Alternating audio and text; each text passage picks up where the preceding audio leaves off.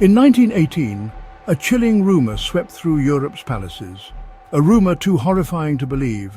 The last Tsar of Russia, Nicholas II, his wife Alexandra, and their 5 children were dead, executed by the Bolsheviks.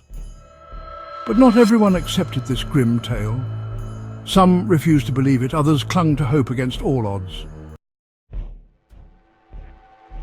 And for decades, whispers of survival haunted the corridors of power. When news of the Romanov execution reached the courts of Europe, shockwaves rippled through the continent's most powerful families. Cousins, uncles and aunts, bound by blood to the doomed Russian royals, struggled to process what had happened.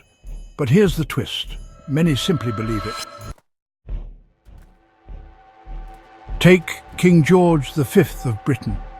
He was Nicholas II's first cousin. When he heard the news, he froze. Was it true? Could the Bolsheviks really have slaughtered an entire family, including innocent children?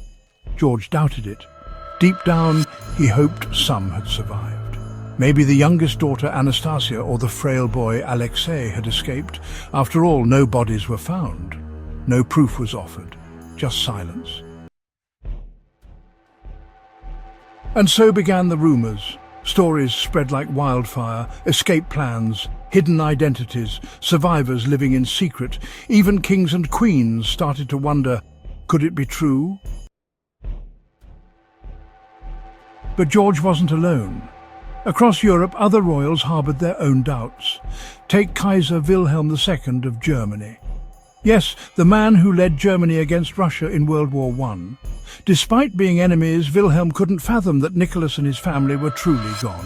Surely, he thought, they wouldn't kill the children. And so he ordered spies to investigate, to find answers. Then there was Queen Marie of Romania. She was heartbroken. Her cousins, her own flesh and blood, were said to be dead, but she couldn't accept it, not fully. Rumors reached her ears about Anastasia's sightings. Women claiming to be the lost Grand Duchess appeared across Europe. Each time Marie leaned closer, desperate for any sign of life. And then there was the matriarch herself, the Dowager Empress, Maria Feodorovna. To her dying day, she refused to believe her son and grandchildren were gone. "It's a lie," she would say. "They're alive somewhere." Her stubborn hope kept the mystery alive for years. As the years passed, stories of escape grew louder. One woman, known only as Anna Anderson, claimed to be Anastasia Romanov. Her story captivated the world and divided it. Some believed her, others dismissed her as a fraud, but was it her? But one thing was certain. The idea of survival sparked something deep within the hearts of Europe's elite. Secret messages arrived at royal courts. Letters from strangers claiming to know the truth. Reports of hidden heirs living under assumed names.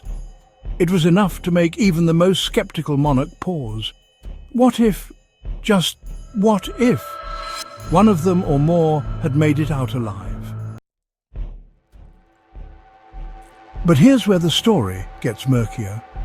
The Bolsheviks didn't announce the deaths immediately. Instead, they buried bodies in a remote forest, dousing them with acid and burning traces to hide the evidence.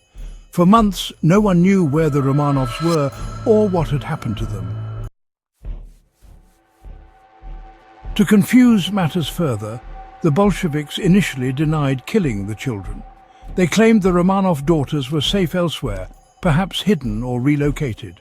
This information created chaos and allowed rumors to spread unchecked. Even sympathetic locals in Yekaterinburg whispered that the guards might have smuggled the children out before the execution.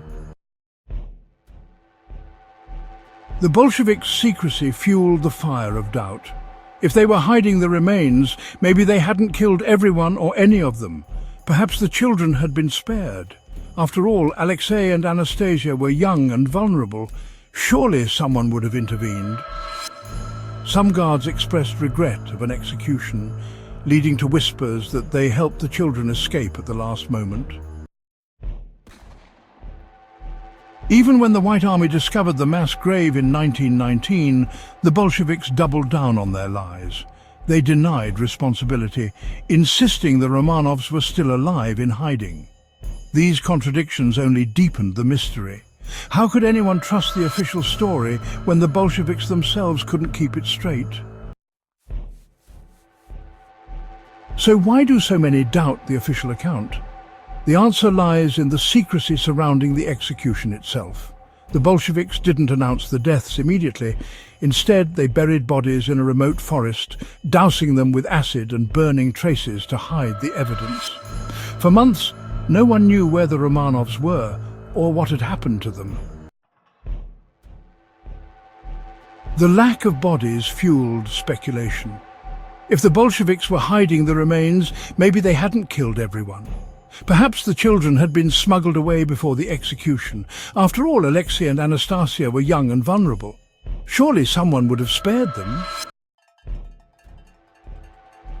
Some whispered that Loyalists had intervened at the last moment, that guards sympathetic to the Romanovs had spirited the children out of the Ipatiev house.